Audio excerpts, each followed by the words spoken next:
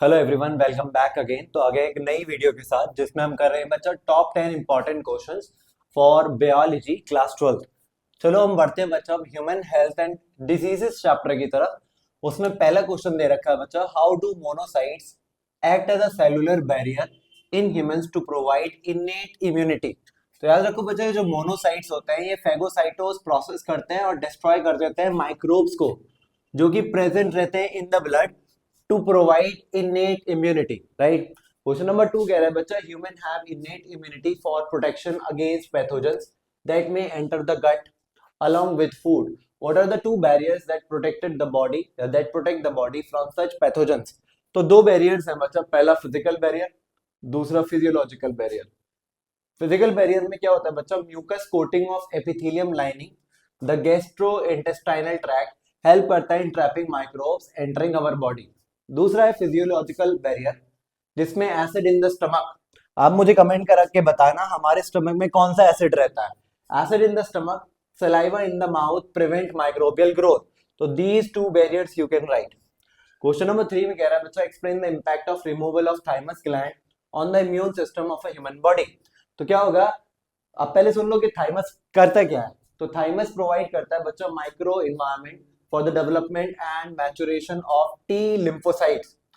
Due to the removal of thymus gland होगा क्या, T cell maturation will not take place and the cell mediated immunity will decrease, therefore the immunity will also be reduced. Right. Question number 4 में कह रहा है बच्चा, how do cytokine barriers provide immunity in humans. तो याद रखो cytokinin barriers क्या करते हैं, इंक्लूड करते हैं इंटरफेरॉन्स को which are secreted by virus infected cells. They provide protection to non-infected cell from further same viral infection. तो ये चारों क्वेश्चन किसी न किसी ईयर में आए हुए हैं, बहुत ही इंपॉर्टेंट है फॉर दिस एग्जाम। ये रहा क्वेश्चन नंबर 5 और क्वेश्चन नंबर 6। क्वेश्चन नंबर 5 में कह रहा है बच्चा, name any two techniques used to detect the cancer of internal organs and write about any one of them. तो दो टेक्निक्स है बच्चा, biopsy and radiography are the two technique used to detect cancer of internal organ. Biopsy में होता क्या है बच्चा, a thin section of suspected tissue is studied for cell abnormality. Right. Question number 6 में कह रहा है, explain the life cycle of Plasmodium starting from its entry in the body of female Anopheles till the completion of its life cycle in human.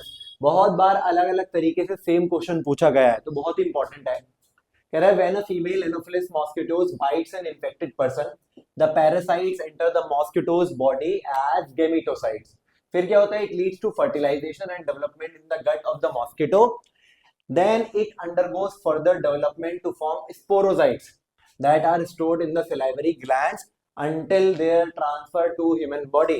फिर होता क्या है, human body में जाने के बाद human body the sporozoites reach the liver and reproduce करने लग जाता है sexually, bursting the cell and releasing them into the RBCs as gametocytes. Right. तो बहुत ही इंपॉर्टेंट क्वेश्चन है, अच्छे से लर्न कर लेना। ये रहा क्वेश्चन नंबर 7 और क्वेश्चन नंबर 8। क्वेश्चन नंबर 7 में कह रहा है बच्चा, how do normal cells get transformed into cancerous neoplastic sales.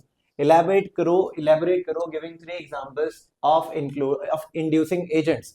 तो याद रखो, transformation of normal cell into cancerous neoplastic cell में be induced by the following physical या तो केमिकल या फिर बायोलॉजिकल एजेंट जो कॉज करते हैं डीएनए का डैमेज। बात करूं बच्चा फिजिकल फैक्टर्स की, तो आयोनाइजिंग हो सकता है radiation like X rays and gamma rays, जिसकी वजह से नॉर्मल सेल कैंसरस सेल में ट्रांसफॉर्म हो सकते हैं।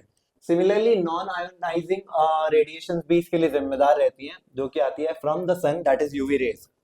बात करें केमिकल मेथड की या फिर केमिकल एजेंट की, तो as in cigarettes, smoke, benzopyrene, dyes, paints, ये भी रिस्पॉन्सिबल हो सकते हैं for the conversion of normal cells into cancerous neoplastic sales.